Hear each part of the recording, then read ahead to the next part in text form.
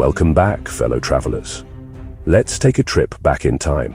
Not just a few centuries, but nearly 3 millennia. We are in the heart of ancient Assyria, a formidable empire that dominated the Near East. The year is somewhere around 865 BC, and the air is thick with the dust of conquest and construction.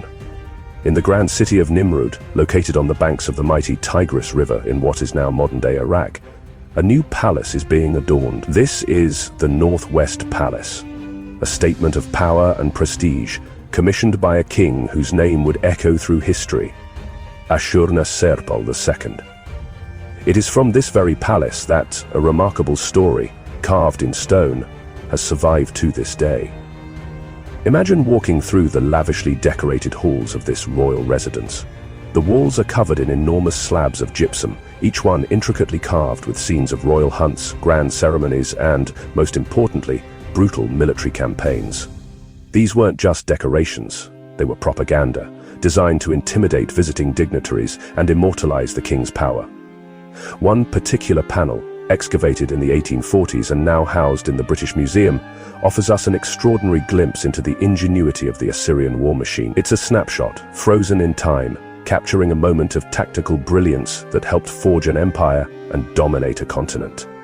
This single piece of stone, nearly 2,900 years old, is more than just ancient art. It's a textbook on military strategy, a testament to human resourcefulness, and a direct link to the soldiers who lived and fought for their king so long ago. As we look closely at the detailed figures etched into its surface, we can almost hear the gentle lapping of river water and feel the tension of a covert military operation underway. It's a scene that tells us that the challenges of warfare, crossing natural obstacles, maintaining the element of surprise, and equipping soldiers for victory, are as old as civilization itself. And the solutions were often brilliantly simple. The relief captures a scene of profound historical significance, one that has been discussed and debated by historians for generations. It depicts soldiers in the midst of a perilous river crossing, but they are not in boats. They are using a peculiar and clever device that gave them a critical advantage over their enemies. This wasn't just a one-off trick. It was a standard part of their military playbook. A technique so effective that it was worthy of being immortalized on the walls of the king's own palace.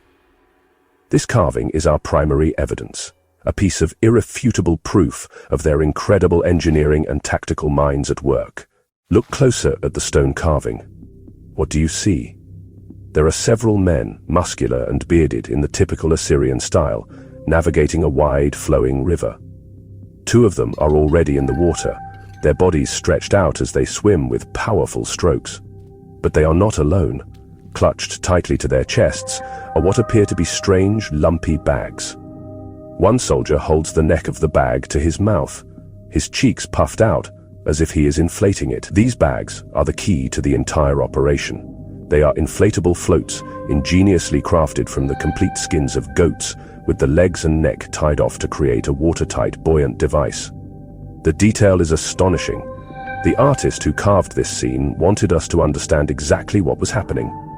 You can see the soldiers kicking their legs to propel themselves forward, while one hand steadies the float and the other paddles through the water. They are fully equipped for battle. One swimmer has a bow and a quiver of arrows strapped to his back, kept high and dry above the waterline. This tells us that they are not simply escaping, they are heading towards a confrontation. The goatskin floats, or askoi as they were known, allowed them to transport themselves and their weapons across a significant water barrier without the need for large, conspicuous boats. Think about the sheer brilliance of this. A goatskin is lightweight, easily carried by a soldier on the march.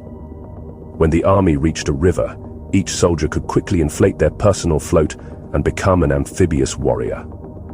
This method was far more versatile than building rafts or bridges, which were time-consuming and would have alerted any enemy force to their presence. The soldiers in the relief are moving with a sense of purpose and efficiency, demonstrating a well-practiced drill. This wasn't an emergency measure, it was a core competency of the Assyrian army, a skill that made them a truly formidable and unpredictable fighting force. Behind the swimmers, we see their comrades on the riverbank, preparing to enter the water. One seems to be adjusting his gear, while others wait for their turn. The entire scene is one of organized, disciplined military action. The river itself is depicted with wavy lines, indicating a strong current, which makes the soldiers' feat even more impressive. They are not just paddling in a calm pond, they are conquering a natural obstacle that would have stopped a lesser army in its tracks.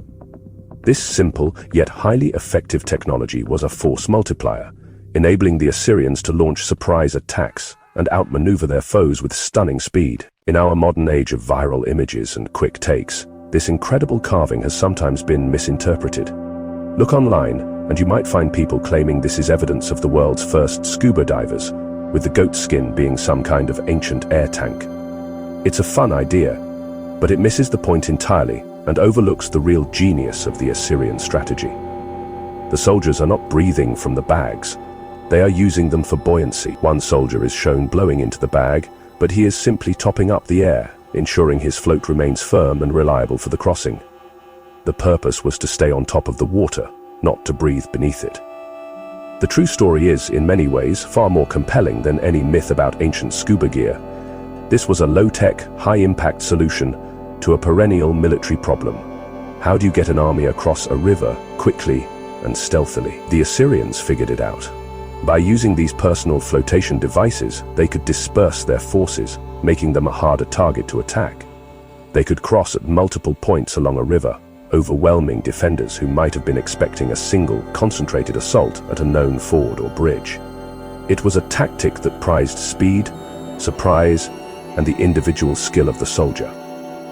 This method also speaks volumes about the Assyrian military's logistical prowess. Procuring, preparing, and maintaining thousands of goat skins for an entire army was no small feat. It required a sophisticated supply chain and an understanding of material science. The skins had to be properly cured and sealed to be watertight and durable enough for repeated use in harsh conditions. This wasn't some haphazard technique.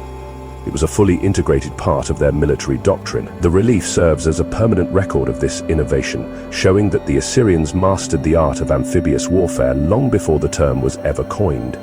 So, while it's not a depiction of early underwater exploration, it is something just as important, a clear illustration of advanced military engineering. The goal was not to explore the riverbed, but to dominate the lands on the other side. This tactic allowed Assyrian archers and spearmen to arrive on an enemy shore ready for battle, with their weapons perfectly dry and their strength conserved. It was a simple, repeatable, and devastatingly effective strategy that gave them a decisive edge in their many campaigns of expansion, proving that sometimes the most brilliant inventions are the ones that solve a practical problem in the simplest way possible. To fully understand the significance of this relief, we must know the man who commissioned it, King Ashurnasirpal II. He was not a monarch who sat idly in his palace. Ruling from 883 to 859 BC, he was a relentless warrior king, a master strategist, and, honestly, a ruthless empire builder.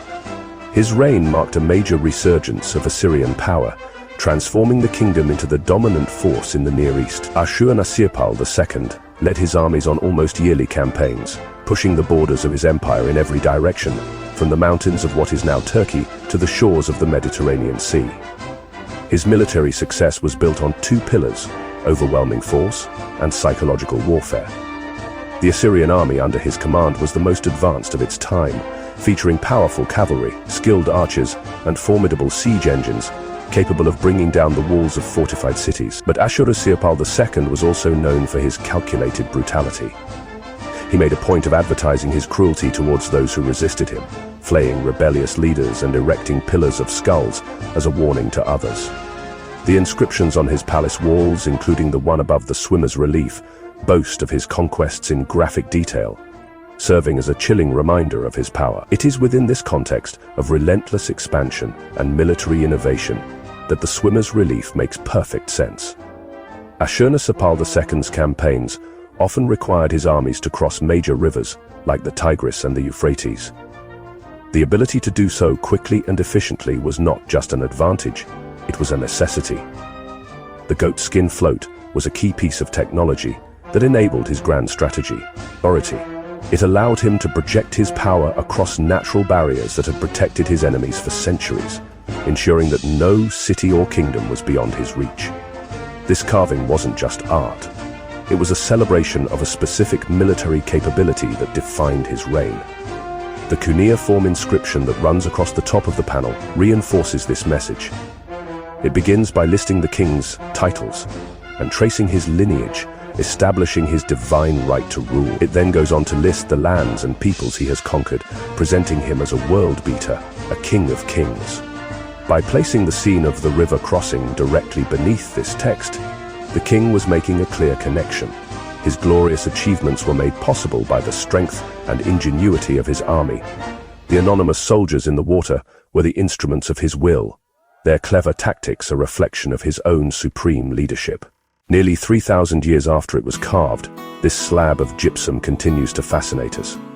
Why does an ancient scene of soldiers swimming with goatskin still capture our imagination? Well, it's because it connects us to the past in a very real and human way. It strips away the myths and legends and shows us real people solving real problems. This artifact is a powerful reminder that history is not just about dates and famous names.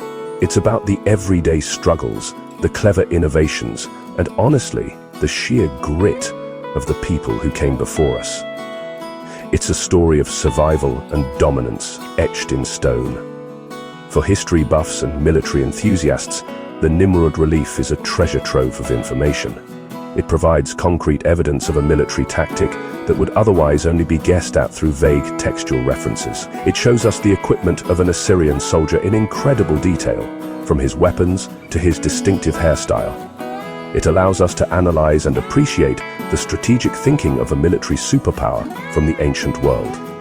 This single panel tells us more about Assyrian amphibious tactics than many written volumes could. It's a primary source of the highest order, a direct message from the 9th century BC. Furthermore, artifacts like this challenge us to think critically about the evidence we encounter, especially online. The popular misinterpretation of the relief as ancient scuba highlights a common tendency to look for the sensational rather than the historical. The true story, that of clever military engineering, is ultimately more rewarding because it reveals something genuine about the Assyrian mindset. Pragmatic, resourceful, and ruthlessly efficient. It teaches us to ask deeper questions and to appreciate the context in which these objects were created. It's a lesson in historical investigation itself. In the end, the Assyrian swimmers are more than just figures on a wall. They represent the enduring spirit of human ingenuity.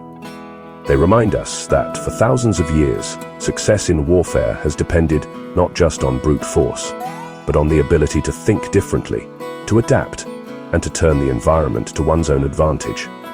The legacy of Ashurnasirpal II is not only written in the tales of his conquests, but is also carved into this incredible scene. It's a testament to the fact that a simple idea, like using an inflated goatskin to cross a river, can be powerful enough to help build an empire.